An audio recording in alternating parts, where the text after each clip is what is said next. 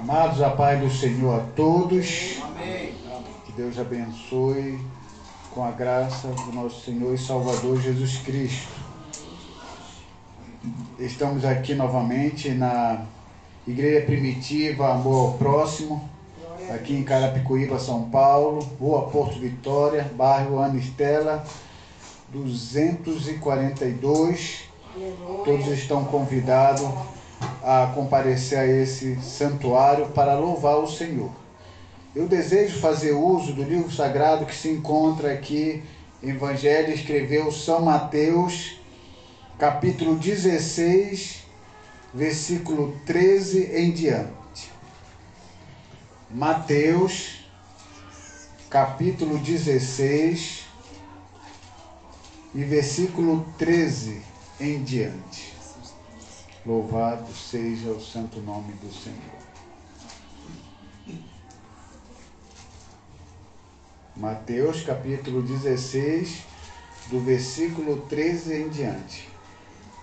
A palavra do Senhor diz: Indo Jesus para o lado de Cesareia de Filipe, perguntou aos seus discípulos: Quem diz o povo ser o filho do homem?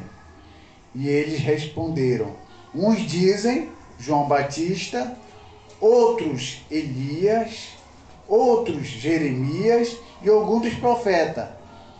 Mas vós, continuou ele, quem dizeis que eu sou? Respondendo Simão, Pedro disse: Tu és o Cristo, Filho do Deus vivo. Então Jesus lhe afirmou: Bem-aventurado és Simão, Bar-Jonas, porque não foi a carne e o sangue que te revelou, mas o meu Pai que está no céu. Também eu te digo que tu és Pedro, e sobre esta pedra edificarei a minha igreja, e as portas do inferno não prevalecerão contra ela. Dar-te-ei a chave do reino do céu. O que ligares na terra será ligado no céu, o que desligares na terra será desligado nos céus. Os irmãos podeis sentar. Nós acabamos de ler um texto e Deus colocou em nossos corações o seguinte tema: conhecendo a verdadeira identidade de Jesus. Como nós falamos sobre conhecer Jesus e perguntamos para várias pessoas quem é Jesus, uns dizem que ele é profeta, outros dizem que ele é um iluminado, outros dizem que ele é simplesmente filho de Deus, outros dizem que ele é Deus, e assim existem vários adjetivos que é dado a Jesus. Quando olhamos para Jesus, era o nome pessoal de como ele se apresentou na terra. Jesus, Cristo, a palavra Cristo é um acréscimo dado para Jesus, dizendo que aquele Jesus que foi pregado na cruz é o Messias. Cristo é uma palavra grega que quer dizer ungido. Pegando essa palavra Cristo e jogando para o hebraico, significa Messias. E Messias também quer dizer ungido. Então todos aqueles que eram escolhidos por Deus, seria o Messias, o escolhido de Deus para fazer algo na terra. Então o povo de Israel já vinha há muito tempo e até hoje estão esperando o Messias. Quando Jesus se apresentou naquele tempo como o Messias, ele não foi reconhecido pelos judeus. É por esse motivo que nós lemos na palavra do Senhor, que diz que Jesus veio para os seus, mas os seus não reconheceram. Mas todos quanto reconheceram, deu-lhes o poder de serem chamados filhos de Deus. Então essa extensão de reconhecer Jesus como Messias deu o direito para essa pessoa de ser chamado filho de Deus. Ele veio para os judeus, Mas os judeus não reconheceram ele como Messias. Mas eu e você que reconhecemos Jesus como Messias, isso traz para nós uma filiação, um grau especial. Filhos por adoção de Deus. Então você que está sentado aí, você é filho de Deus por adoção. Por quê? Porque você reconheceu que Jesus é o Messias, você reconheceu o sacrifício expiatório de Cristo na cruz pelos seus pecados. E esse Jesus, ele é pré-existente. O que, quando nós falamos da pré-existência de Jesus, nós queremos falar que ele existia muito antes dele vir à Terra. Antes de Jesus morrer, ele já existia lá no princípio. É por esse motivo que João, capítulo 1, versículo 1, fala: no princípio era o Verbo estava com Deus, e o Verbo era Deus. Quem era o Verbo? Quem era a palavra? Quem era o Logos? Jesus. Quem estava com Deus no princípio? O Verbo, a palavra. Então Jesus Cristo já existia muito antes dele vir à Terra para morrer por mim e por você. E esse Jesus, ele foi profetizado lá em Gênesis, capítulo 3, versículo 15. Chamamos ali de a primeira profecia referente a Cristo. Que quando Adão e Eva pecaram contra Deus, Deus falou para a mulher que dela nasceria um que esmagaria a cabeça da serpente, mas que essa serpente lhe morderia o calcanhar. Ou seja, essa era a profecia referente à vida de Jesus, que ele esmagaria a cabeça da serpente, mas só que a serpente iria morder o seu calcanhar. Isso significa que Jesus, para trazer a redenção, para trazer a salvação para o povo, ele iria passar por todo aquele sofrimento. O sofrimento da cruz, o sofrimento do abandono, o sofrimento do desprezo. Tudo isso por quem? Por mim e por você. Jesus desceu do céu à terra, se despiu de toda a sua glória, de toda a sua majestade, por mim e por você. Esse é o Jesus que nós servimos. É por esse motivo que só faz isso quem tem um amor além para apresentar. E o próprio texto em João 3,16 diz o quê? Porque Deus amou o mundo de tal maneira que deu o seu Filho unigênito. Deus deu o seu Filho, e o Filho aceitou ser entregue por mim e por você. Ele morreu por mim e por você para que nós tivéssemos vida eterna. Porque a palavra é clara: o salário do pecado é a morte, mas o dom gratuito de Deus é a vida eterna. Isso quer dizer o quê? Que quando você sair desse mundo, você partir desse mundo, você tem a vida eterna garantida através do sacrifício de Cristo. Então, o que acontece? Jesus está aqui na terra e ele faz muitas caridades, ele fez algo muito bom para o povo, e cada vez que ele fazia algo para alguém, alguém dizia que Jesus era bom, outros diziam que ele era iluminado. Então Jesus, ele queria uma resposta dos seus seguidores diferente da resposta das pessoas que estavam lá fora. Aí ele chega para os seus seguidores e faz uma pergunta: o que o povo diz ser o Filho do Homem? Jesus está perguntando para os seus seguidores: o que eles dizem que eu sou? O que vocês ouviram aí fora? O que eles dizem que eu sou? Aí um disse bem assim: um diz que o Senhor é João Batista. Por que João Batista? Porque João Batista foi um grande homem, fiel, reto, temente a Deus. aquele que obedecia a Deus, obedecia os mandamentos, não seguia a regra humana, não seguia a ideia humana, e tudo que ele falava era de Deus. Então Jesus foi confundido com João Batista. Uns dizem que você é João Batista, Jesus, porque da maneira como o Senhor fala, com autoridade, da maneira como você ensina, da maneira como você conduz as coisas, está muito parecido com João Batista. E eles acham que o Senhor é João Batista. Esse era o pensamento de alguns lá naquele tempo. Mas Jesus não era João Batista.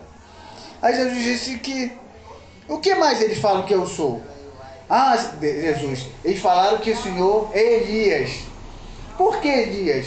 Elias foi um grande profeta do Antigo Testamento. Esse profeta fez grandes milagres no nome de Deus. Deus usou ele para fazer grandes coisas.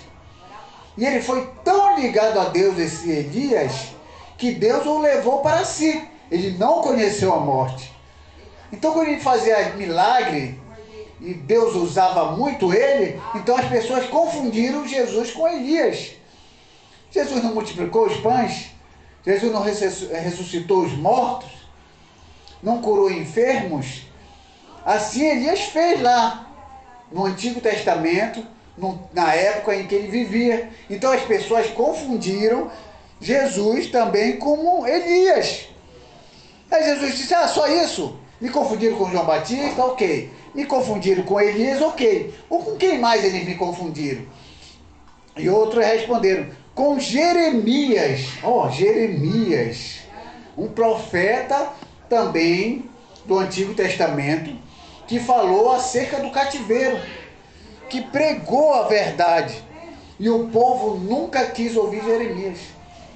Jeremias falou que não adiantava ouvir os falsos profetas, que haveria paz em Israel, haveria paz no meio do povo de Deus, se eles continuassem adorando os ídolos, se eles continuassem fazendo coisa errada. Jeremias denunciava essas idolatrias no meio do povo de Deus. E Jesus também falava acerca das idolatrias, falava acerca de coisas erradas. E esse povo achou que seria Jeremias, que Jeremias tinha compaixão. Jeremias é conhecido como profeta chorão. Ele chorava quando via o povo sofrer. Ele chorava quando via o povo pecar e não queria ver, não queria entender, não queria aceitar a palavra da verdade. E Jesus também chorou quando olhou para Jerusalém. Porque Jesus, na sua onisciência, que quer dizer que ele já sabia o futuro, ele saberia que aquela Jerusalém, aquele povo, aquele templo seria destruído pelo general Tito, que era um general romano, e que aquele povo seria massacrado. E Jesus chorou, olhando, vendo o futuro daquele povo, não querendo aceitá-lo como Messias, como um rei que viria libertá-lo daquela opressão.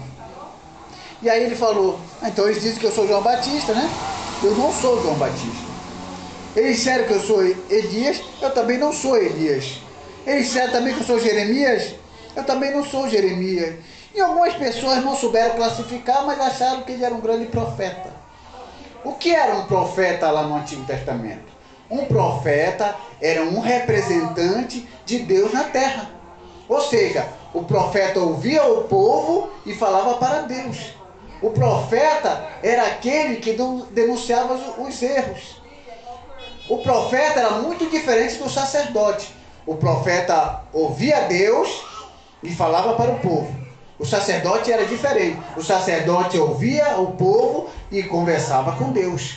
É por esse motivo que uma vez no ano, o sumo sacerdote entrava no Santíssimo Lugar para falar a favor do homem, a favor do pecado do homem, através de sacrifícios, lá no Antigo Testamento. Existia um véu que separava o santo lugar do Santíssimo Lugar. Quando Jesus morreu, esse véu foi rasgado de cima a baixo. Isso quer dizer o quê? Que eu e você não precisamos mais de um sacerdote. Não precisamos que alguém fale por nós. Deus nos deu a liberdade, o livre acesso de falar diretamente com Deus. Se você quer falar com Deus, é fácil. Você só precisa falar. Porque a palavra orar significa conversar. Oração é conversação.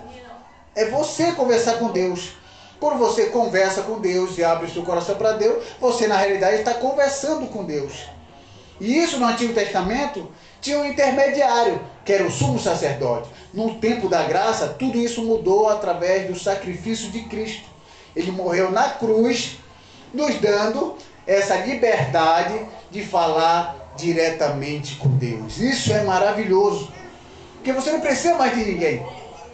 Você mesmo pode falar com Deus no seu quarto, no seu trabalho, dentro do ônibus, do metrô.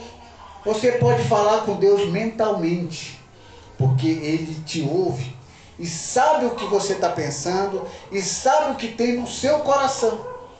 E se o seu desejo for sincero diante do Senhor, todas as coisas que você deseja para a sua vida, Jesus te dá. Porque Ele quer o melhor para todos, né? Eu creio. Isso, você crê. Que bom. Você crê. Tudo que você pedir ao Senhor, Ele lhe dá. Se esse pedido for sincero. E aí Deus faz exatamente o que é para se fazer. Aí Jesus já tem a argumentação de que lá fora as pessoas entendem que Ele é certas pessoas, mas que todo mundo está errado. Ele não é Elias, Ele não é Jeremias, Ele não é João Batista. E agora, Ele faz uma outra pergunta para os seus seguidores. Ok, eles lá fora, que não me conhecem, eles que estão lá, que não sabem de mim, eles falaram todas essas personagens que foram grandes homens da história. Mas agora eu quero fazer uma pergunta para vocês, que estão aqui comigo, que já viram meus milagres, já viram o que eu fiz, e vocês estão sempre aprendendo comigo. O que vocês dizem o que eu sou? Você entendeu? Jesus tira agora da coletividade e traz para o particular, para conversar com os seguidores. Agora eles querem saber, Jesus quer saber do que eles que andam com Jesus entendem o que Jesus é. Ele quer saber da boca dos seus seguidores. E isso é muito interessante. Porque quando Jesus pergunta assim, Jesus fala assim, mas vós, ele, o que dizeis que eu sou? Aí, o que dizeis que eu sou? Agora Jesus vai perguntar para quem? Para os seus seguidores. Aí quando Jesus pergunta para os seus seguidores, um deles, grande homem de Deus, um deles, que era o mais estressado, que era o mais bravo, Pedro. Aí Pedro diz assim, tu és o Cristo, o Filho do Deus vivo. É isso que Pedro responde para Jesus quando ele pergunta, o que dizeis que eu sou? Porque lá fora eles dizem que eu sou Elias, sou Jeremias, sou os profetas, eles estão todos errados sobre mim. Agora vocês que me seguem, estão aqui, o que vocês me dizem? Então Pedro diz, tu és o Cristo, o Filho do Deus vivo. E olha o que Jesus responde para ele. Bem-aventurado és Simão Bar-Jona, porque não foi a carne e o sangue que te revelou, mas o meu Pai que está no céu. Então Jesus começa a elogiar Pedro pela resposta que ele deu, porque aquela resposta foi gerada pelo Espírito Santo. Então quando alguém pergunta para você, quem é Jesus para você? Se a gente perguntar aí no mundo afora, uns vão dizer o que eu disse, uns vão dizer, ele é um iluminado, ele foi uma boa pessoa, ele foi simplesmente bom, Ele simplesmente foi uma pessoa que tentou fazer uma revolução lá em Israel e não deu certo e foi crucificado. Tem uns que dizem, como os islamitas do Islã, dizem que ele é simplesmente um profeta. Os judeus dizem que ele simplesmente foi um revolucionário e não o Messias. Mas só que nós que estamos aqui, conhecemos a verdade, quem nós afirmamos ser Jesus? Pedro deu a resposta: tu és o Cristo. Tu és o Cristo. Ou seja, Cristo, tu és o Messias. Tu és o escolhido. Tu és o libertador. Tu és o restaurador. Tu és aquele que trouxe a paz. Tudo isso está em Jesus. Quando você tem Cristo no coração, você tem paz. Quando você tem Cristo no coração, você tem iluminação do Espírito Santo. E todas as suas ações, elas são muito bem dirigidas pelo Senhor. Porque quando você começa a ver algo diferente acontecendo no meio da sua família, ou até com você mesmo, o Espírito Santo lhe fala: isso não está certo. Isso não está correto. E aí você ouve a palavra do Espírito Santo falando ao seu coração e você pensa consigo mesmo: eu preciso seguir as orientações do Espírito Santo na minha vida. E quando você faz isso, tudo se abre. A sua visão vai se ampliar de tal forma que o ímpio só consegue ver o que é material, só o que é concreto. Mas quando você está tomado pelo Espírito de Jesus Cristo e sabe quem é Ele na sua vida, a sua visão é além. Até no olhar para a pessoa, você vê se tem algo de Deus naquela pessoa ou não. Até quando você olha para a pessoa, o Espírito Santo fala se aquela pessoa quer o teu mal ou não. Até onde você trabalha, quando você olha para uma pessoa, você vê se aquela pessoa tem fluidos do mal. E você olha assim: poxa, essa pessoa tem um peso. Ela chega aqui, tá tudo em paz aqui, mas ela chegou e tem um peso aqui nessa empresa. Aí você foi escolhida por Deus naquela empresa para orar pelaquela pessoa, estender as suas mãos sobre aquela pessoa, interceder por aquela pessoa e para que aquela luz que está em você passe a iluminar aquela pessoa que está em trevas. Porque nós somos o que no mundo? Nós somos a luz do mundo, nós somos o sal da terra. A luz serve para quê? Para alumiar.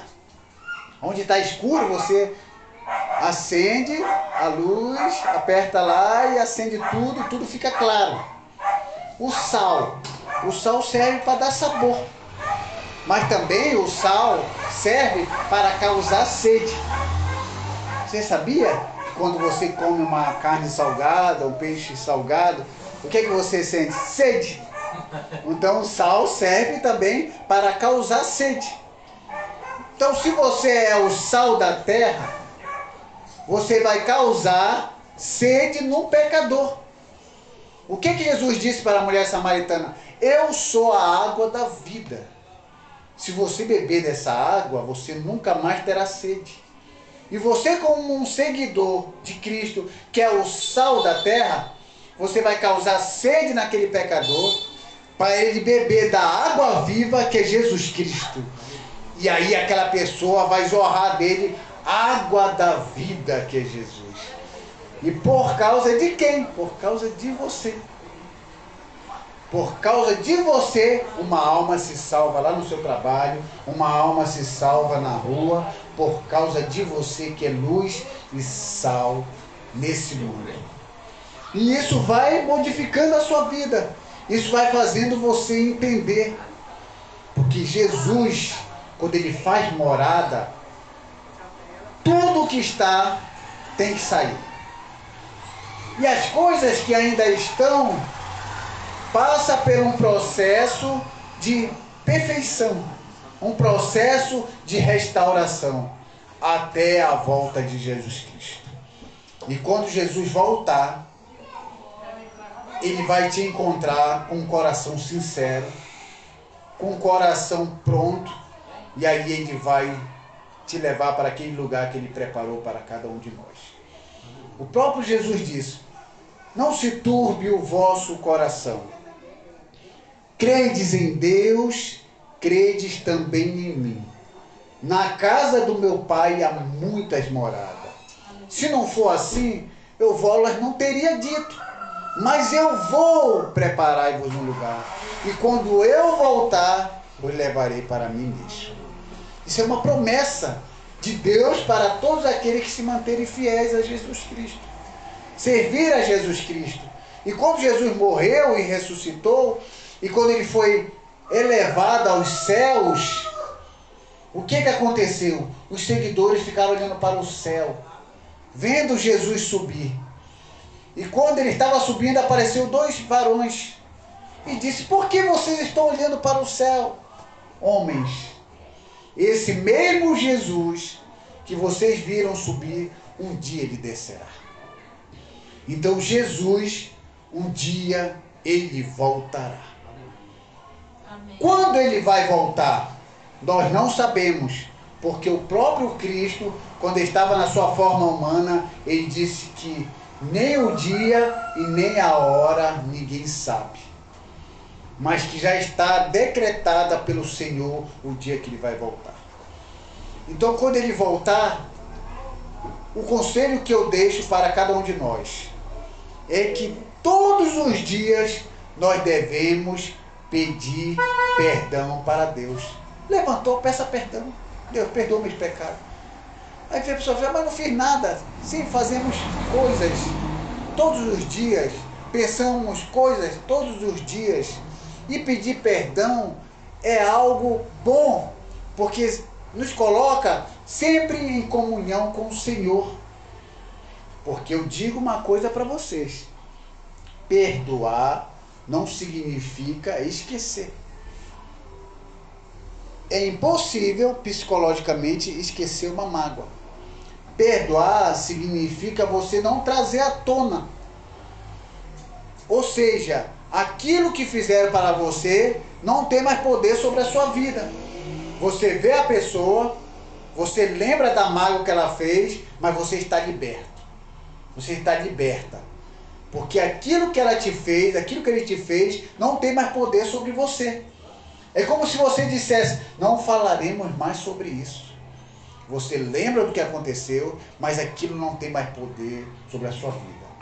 Porque quando a pessoa quer entender que perdoar significa esquecer, então essa pessoa luta para esquecer uma mágoa. Quanto mais ela luta para esquecer a mágoa, mais ela cria sentimentos dentro dela. Porque quando você luta para esquecer algo, mais você lembra. E quanto mais você lembra, com mais raiva você fica. Aí você diz assim: poxa, eu não perdoei porque eu ainda estou com raiva dessa mulher. Eu ainda não perdoei porque ainda estou com raiva desse homem. Porque eu quero esquecer e eu não consigo esquecer. Aí você vai achando e pensando que por você não conseguir ter esquecido, você não perdoou. É porque alguém ensinou errado aí fora. Que perdoar significa esquecer. Perdoar não significa esquecer. Perdoar significa você não trazer à tona. Perdoar significa aquilo que alguém fez a você ficar forte em você, te dominar. Aquilo não te domina mais. Aquilo não tem mais poder sobre a sua vida. Você está livre. Você está livre em nome de Jesus. Porque quem não perdoa está preso. Ele se prende a ele mesmo, aquele sentimento, como prende aquela outra pessoa. Mas quando você perdoa, no sentido de que você lembra, mas que aquilo não tem mais nenhum significado para você, você se liberta e liberta aquela pessoa. E você vive a sua vida tranquilamente, em paz. Porque já está comprovado pela ciência que quanto mais mágoa você guarda no coração, na sua vida, pode provocar calvície, pode provocar úlcera, pode provocar várias doenças para o corpo físico. Nem consegue dormir bem. E nem consegue dormir bem, é verdade. por causa de um sentimento que a própria palavra de Deus diz que nós devemos perdoar. Assim como fomos perdoados pelo Senhor. E quando a palavra de Deus diz que Deus jogou os nossos pecados no mar do esquecimento, não significa que Deus passou por uma amnésia espiritual. Não. Deus não se esqueceu dos nossos pecados, mas Ele não leva em consideração o tempo de ignorância nossa do passado. Ele lembra dos nossos pecados, mas aquele pecado não tem mais nenhum significado para Deus. Porque no dia em que aceitamos a Cristo e deixamos todas as coisas erradas de lado e aceitamos a Cristo de coração, estamos nessa caminhada. Agora eu quero deixar uma coisa bem clara. Aceitar a Cristo vivendo nessa carne não significa ser perfeito. Absolutamente como Deus é perfeito. Nós vamos ter falha, nós vamos ter erros, mas o sacrifício de Cristo é a base da nossa redenção. O sacrifício de Cristo é que nos conduz à aceitação de Deus. Então nós pecamos e pedimos perdão para Deus. Deus se cansa de perdoar? Não. Deus não se cansa de perdoar. O apóstolo Pedro chegou para Jesus e disse: Mestre, eu posso perdoar até 7 vezes? Por que Pedro falou 7 vezes? Porque ele queria mostrar bondade para Jesus. Porque no costume judaico era permitido perdoar até 3 vezes. E ele falou 7 para querer se destacar. E Jesus olhou para ele, talvez tenha dado até um sorriso e disse: olha, se você realmente quer uma conta matemática para perdoar, por que não perdoa 70 vezes 7, que vai dar 490 vezes? Quem é que vai lembrar de perdoar 490 vezes, mentalmente ficar lembrando disso? Isso quer dizer o quê? Que para Deus o perdão dele é infinito. Quantas vezes você pecar, errar, se você pedir perdão para Deus, Ele vai te perdoar. Ele não cansa de te perdoar, porque o sacrifício na cruz foi muito grande. E a tua alma, olha, a tua alma, uma alma aqui nessa reunião, nesse culto, a sua alma vale mais do que o mundo inteiro. Uma alma, eu estou falando de uma alma. Vale mais do que o mundo inteiro. Imagina 3, 4, 5 almas no reino de Deus. Então você é preciosidade para Deus. E Deus não vai abrir mão de você nunca. Ele não vai querer te perder para o diabo nunca. Ele vai lutar por você até o último dia, porque a tua alma vale mais do que o mundo inteiro. E uma vez que você entende isso e coloca Jesus Cristo como o Salvador da sua vida, aí sim Ele vai fazer morada em você e aí a sua vida vai mudar, porque agora, daqui para frente, você não é simplesmente filho por criação, mas você é filho de Deus por adoção, em nome de Jesus Cristo. E que Deus abençoe a todos e coloque essas palavras no coração, que aí você vai ver a iluminação do Senhor sobre a sua vida. Amém, amados. Glória a Deus, aleluia.